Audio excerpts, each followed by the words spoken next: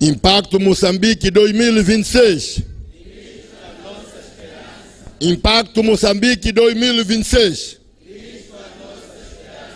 Impacto Moçambique 2026. Amém. Esta manhã,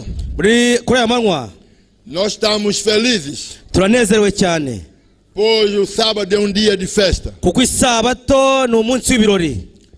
E sábado em Giza. Falei bem? Uau. Amém. Amém, amém. Morocoso Chane. Muito obrigado. Amém. Tivemos uma semana fantástica. Uma semana fenomenal. Mas antes de continuar, eu gostaria de mostrar a minha família para aqueles que eu não mostrei. Enquanto o irmão ainda não apresenta aí na tela, nós temos um tema bonito. Perseverar até o fim. Mateus 24:13 e 14 nos diz: aquele que perseverar até o fim será salvo. E este evangelho do reino será pregado em todo o mundo, em testemunho a todas as gentes. Então virá o fim. Esta manhã também quero agradecer aos nossos amigos e irmãos que durante a noite têm trabalhado arduamente para que as conferências tenham lugar. Também agradecer o nosso pregador que vem de Ruanda para tornar Zimpeto um lugar quente para a honra e glória de Deus. Amém, irmãos. Amém.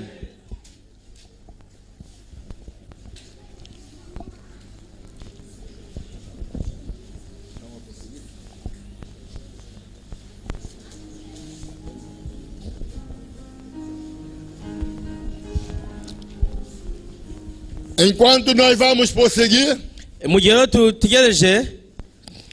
nós sabemos que Jesus está às portas e precisamos continuar a anunciar o evangelho. No mês de março, entre março e abril, o pastor presidente de Santo Tomé disse assim: temos o Impacto Moçambique. Quantos querem ir para Moçambique? Cada um vai pagar o seu próprio bilhete, cada um vai para o seu próprio meio. 60 pessoas levantaram as mãos. Eu quero ir. Eu vou arranjar qualquer maneira. Vou arranjar dinheiro onde ele não existe. Eu vou chegar a Moçambique. Amém, irmãos? Então alguns desistiram. Finalmente não conseguiram o dinheiro suficiente. Volta de 46 irmãos. Chegamos até Moçambique. Nós estamos felizes, irmãos. Apesar da saudade da esposa e dos filhos. Mas o ambiente aqui está bonito. O carinho está fenomenal. Os abraços até parece que nós já nos conhecíamos há 200 anos. Assim sendo, antes de continuar, aí está a minha família. Minha família está fugindo, né? Não quero apresentar. Mas nós podemos continuar enquanto não vem, porque os grupos cantaram esta manhã. Disse que nós precisamos estar preparados.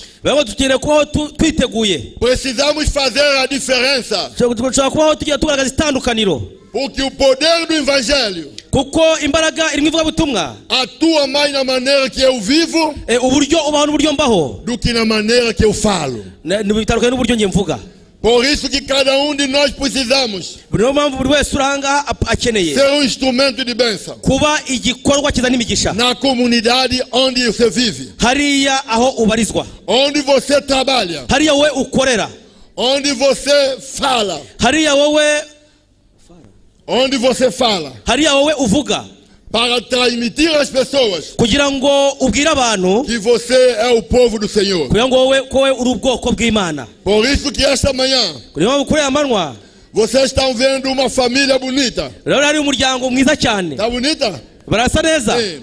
Aí eu tenho os 4 filhos. Ngefite abana bane. A primeira já é casada há muitos anos. Uriya wa mbere amaze kinini yubatse. Tem 2 netinhos. Mfite abuzukuru babiri ngewe. A segunda é aquela que eu disse que vai casar em 31 de maio. Uriya wa kabiri uzashyingirwa ku 31 z'ukuno kwezi. Este é o único rapaz lá da casa. Uriya niwe muhungu wenyine mfite mu muryango wanjye. E aquela é a última, tem 17 anos. Uriya niwe wa nyuma uhera hirya y'imyaka 16. Como vocês veem que todos estão uniformizados. E a maior alegria de pai ou de uma mãe é saber que os filhos estão a caminhar com o Senhor Jesus. E nada é mais bonito do que isto. Quando eles participam nas atividades da igreja. Então, na outra imagem, tem os filhos. A primeira não está presente. Tem o papai. Tá aí o papai aí. Tem a mamãe. Esta mulher é uma mulher maravilhosa. Esta mulher, ela é fenomenal. Por isso que ela me disse assim desses dias. Ela fez videochamada. E ela disse, papá, chama papá, ela é minha mãe, eu sou pai dela. E ela disse, você está vendo essa casa? Ela está com saudade de você. Essa casa está perguntando, onde que está o papá? Mas eu disse, o papá está bem. Brevemente o pai vai voltar. Porque o papá aqui em Moçambique arranjou uma família especial. Arranjou um pai aqui. O pai Próspero. Uau. Wow. Esse irmão é fenomenal. Esse irmão é carinhoso. Só falta ele me pôr nas costas. A mamãe Francisca, não é? Mamãe Francina. Ela me trata bem. E eu fico sem jeito. Quer dizer que eu estou sendo tratado muito mais do que eu mereço. Irmãos, quando a nossa família caminha lado a lado com Jesus, é bonito para a honra e glória de Jesus. E quando eu regressar, eu estarei entregando ela para o seu marido. De maneira que isto diga para a sociedade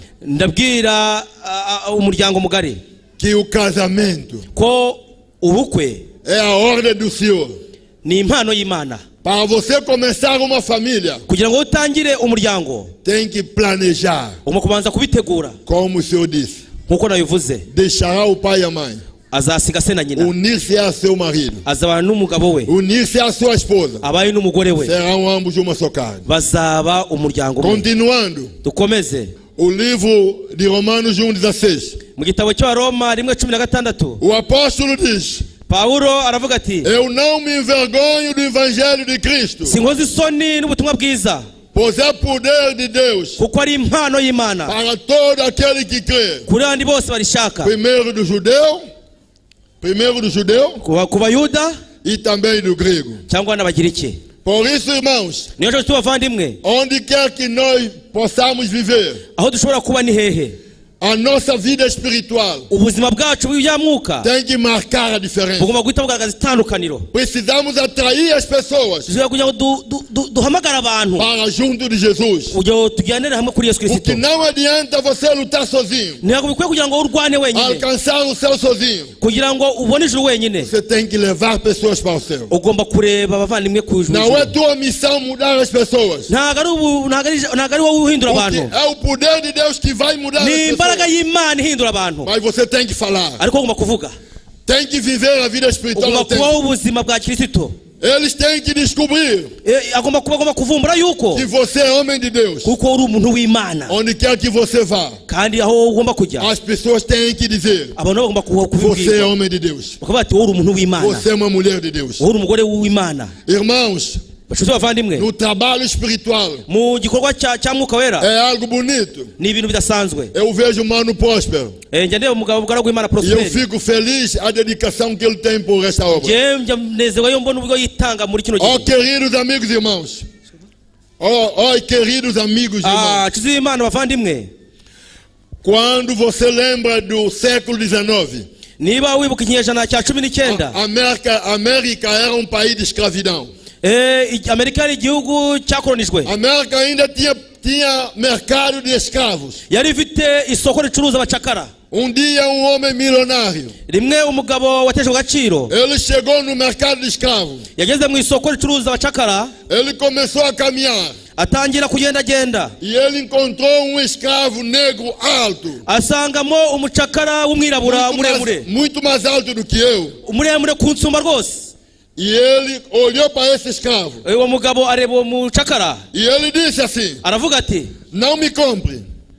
ntimungure. Eu não vou trabalhar. ntabwo nge nzakora iyo mirimo yanyu. E ele continuou a olhar para ele. arakomeza areba wa mugabo. Ele estava interessado. yari ashishikariwe Mas cyane. o escravo dizia: mu gihe abacakara bavuga ngo, não me compre. ntimungure. Eu não vou trabalhar. nge ntabwo nzakora. Então o dono do escravo aproximou.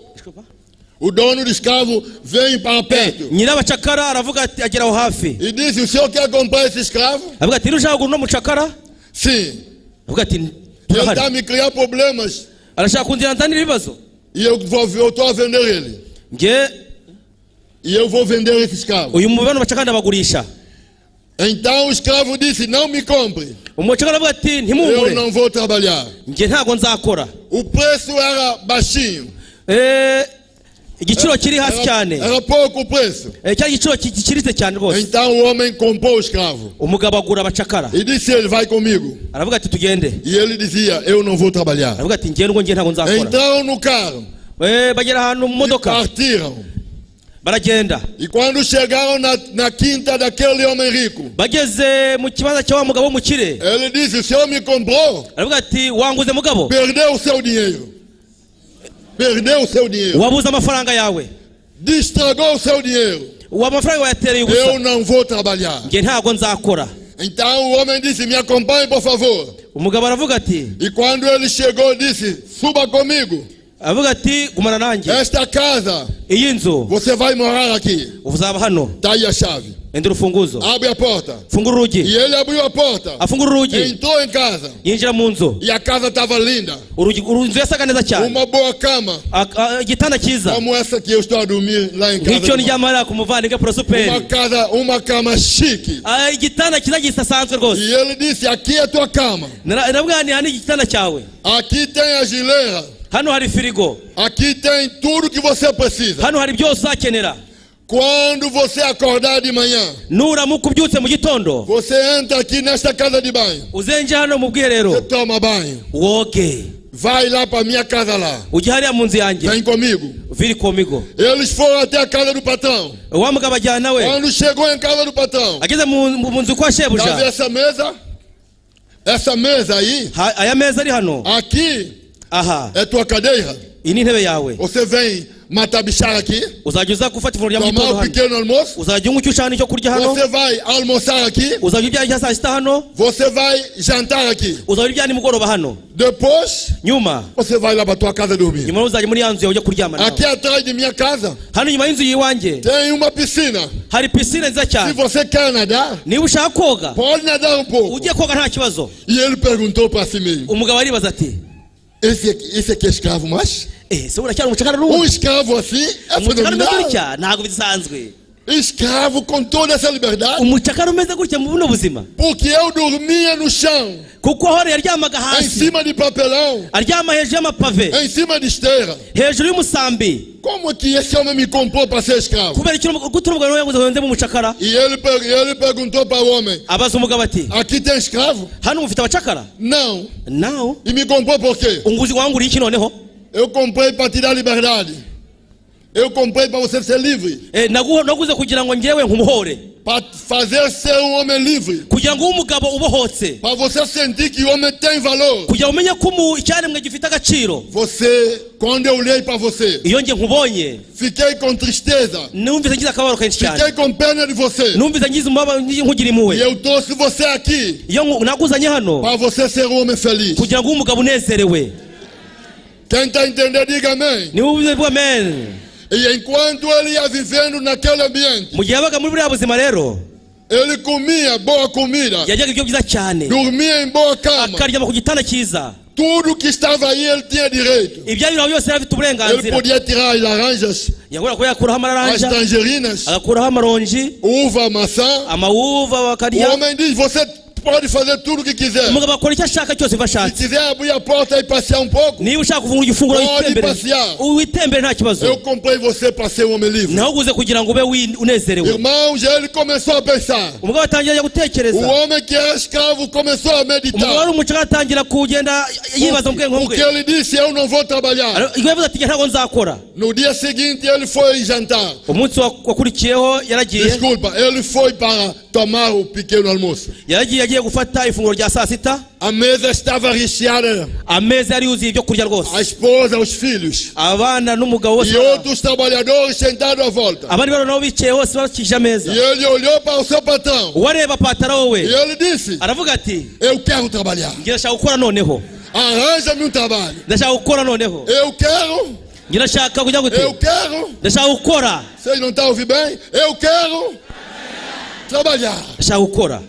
Irmãos, quando Jesus olhou para você, imana ikurebye wowe. quando Jesus olhou para o planeta Terra, imana irebye isi turiho. ele disse: eu vou vir aqui para libertar você. naraje kugira ngo ngucungure. Porque eu quero te levar para o lar da eterna kugira ngo felicidade. ujyane mu bwami bwiza butazahanguka. Porque o céu sem você não tem graça. ijuru ridahari nta mugisha O ufite. céu para ser um lugar bonito, ijuru ryateguye ubuzima você tem que budasanzwe. estar lá comigo. ugomba kubana nanjye. Você tem que estar lá comigo. ugomba kubana nanjye. Então quando você diz: iyo uvuze ngo este mundo tá bom, iyi si imeze neza, eu ainda quero dançar, ainda ndacyabyina mu eu isi, ainda quero beber, ndacyashaka kunywa, eu quero trabalhar, ndashaka gukora. porque é um problema grave. icyo ni ikibazo gikomeye cyane. yesu aravuga ati Pode viver como você quer, uzaba uko ushaka. mas quando Jesus me manda e manda você ariko yesu antumye agatuma wowe levar o evangelho, ukujyana ivugabutumwa. quando você descobre quem é Jesus, iyo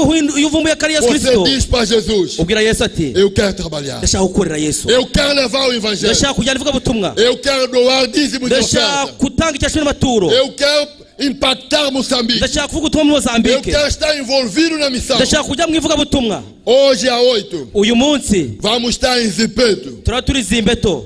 Em Zipeto vai haver uma festa espiritual. hazaba igikorwa kidasanzwe ku isabato. E quando a festa espiritual, mu gikorwa cy'ibyamuka também tem que ter saca com comida.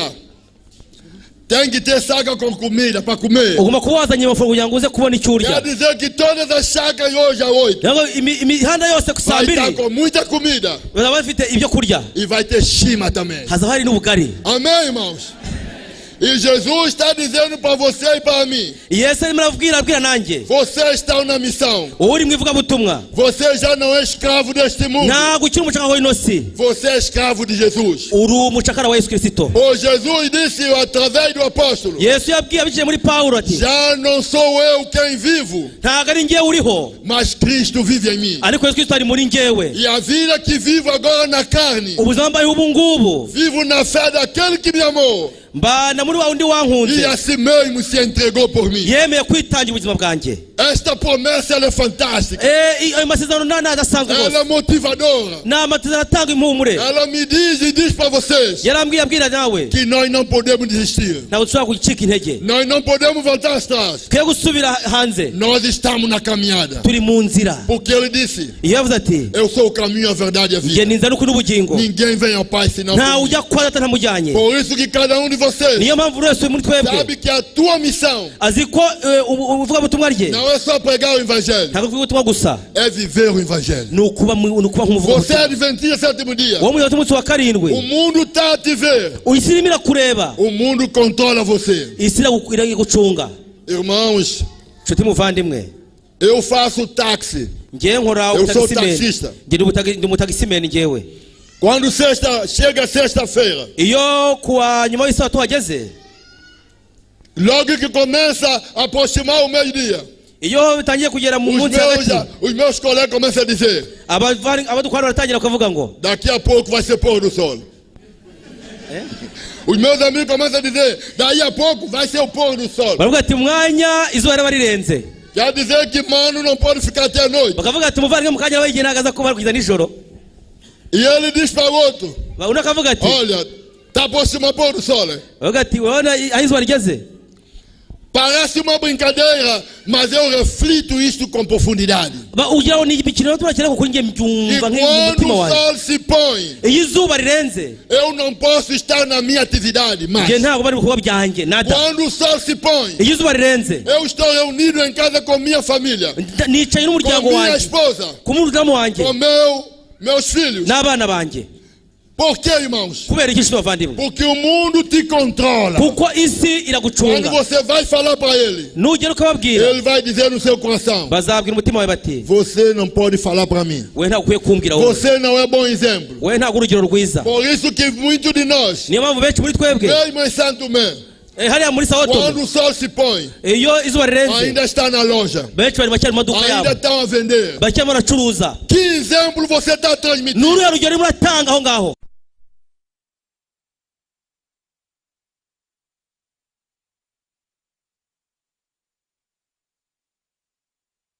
A maneira que você trata o marido, a maneira que você cuida dos filhos, a maneira que você cuida da esposa, o mundo te controla. Quando eles estão a falar das suas famílias, e eu vou para falar, e eles dizem: Mano Inácio, cala a boca. Tua esposa não dá para comparar com nossa esposa.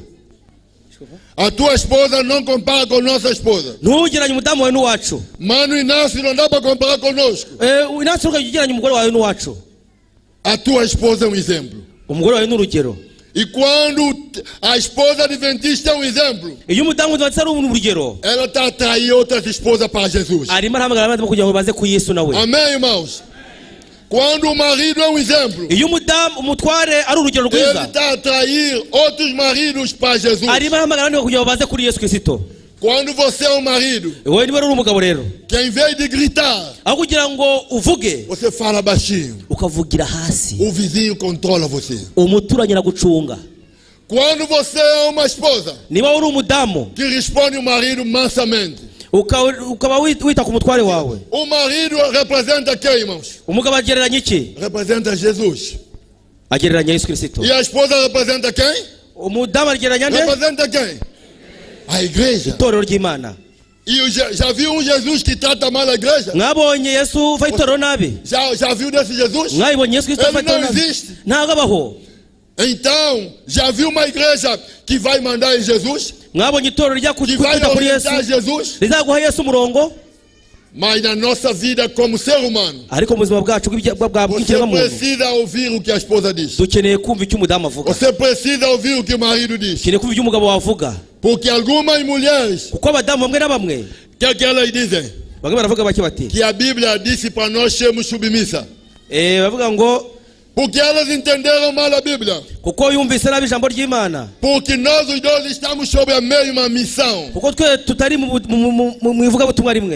E finalmente lá em casa, quem é o patrão? É o marido? Não, não é marido. A esposa liga para mim. Alô, papá. Papá, alô. Olha, tá faltando peixe aqui em casa. É patroa, tá da ordem. Traz peixe para casa. Quem é patrão? Sou eu ou ela? Ela diz, está faltando arroz. Quem é patrão? Ela. Ela diz, quando você vier, não esquece de ir para tal lugar. Comprar tal coisa, trazer para mim.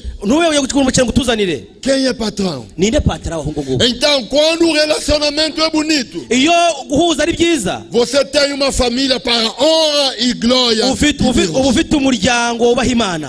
Então, irmãos, bem no fim deste programa, nós queremos dizer que hoje Deus está preparando uma igreja para o lar da eterna felicidade. Está preparando casais que vão morar no céu.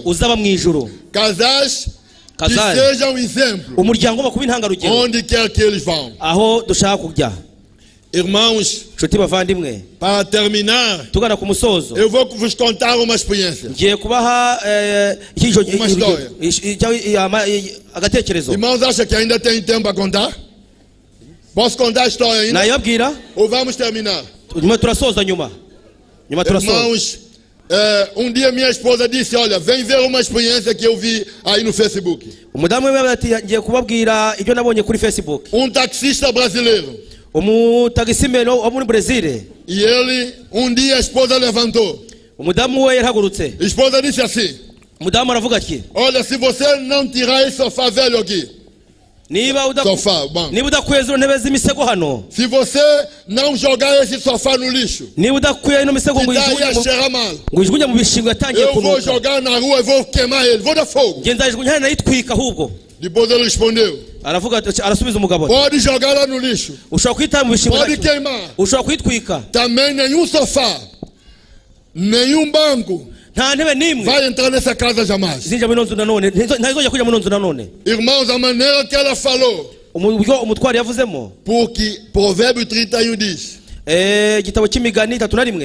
da boca da mulher virtuosa sai palavra de bondade, e na boca daquela mulher saiu palavra de guerra. E o clima ficou feio, irmãos. O clima ficou triste. Ele levantou no dia seguinte e foi trabalhar bem chateado. Passou uma semana, passou 2 semanas. A mulher começou a pensar, eu estraguei o ambiente. A maneira que eu falei, meu marido está muito magoado. Meu marido está muito magoado. Então o que ela fez? Eu vou mudar a estratégia. Ela levantou de manhã daquele dia. Ela fez a comida que o marido mais gosta. Ela preparou a casa. Ela preparou o jantar, o almoço. Colocou luz de vela. Ela foi lá para o quarto. Ela tirou o lençol, colocou um lençol romântico assim, cor de rosa, como camisa deste mano aí. A casa estava. Depois ela pegou o perfume. Ela fez isso. A casa estava cheirando bem. Depois ela pediu a Deus, Senhor, me oriente. Ela sentou e ela ligou para o marido. Ela disse, meu querido. Meu querido? Como é que a gente fala com querido dessa maneira? Mas ela disse, meu querido, por favor, me perdoe. Faz favor. Vem para casa agora. Fazer o que em casa agora? garuka mu rugo. Vem ver o que está passando aqui em casa. Ngwino rero birabera mu rugo rwacu. Por favor, vem. Mbabarira rwose ngwino. Não, mas eu estou com muito trabalho agora. Umugabo ati mfite akazi kenshi cyane ngiye. Não, mas não dá para você deixar esse trabalho e vir para casa. Ntabwo ushobora kuba wajya kwaza mu rugo. Tá bem. Okay. Ela falava com voz de uma mulher sábia. Yavugaga ijwi ry'umudamu w'umunyabwenge que domina qualquer homem.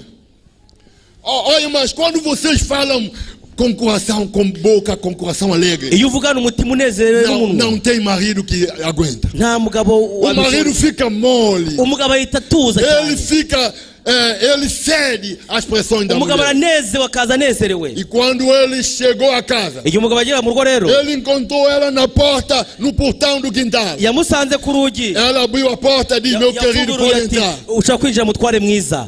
Ele estava desconfiado.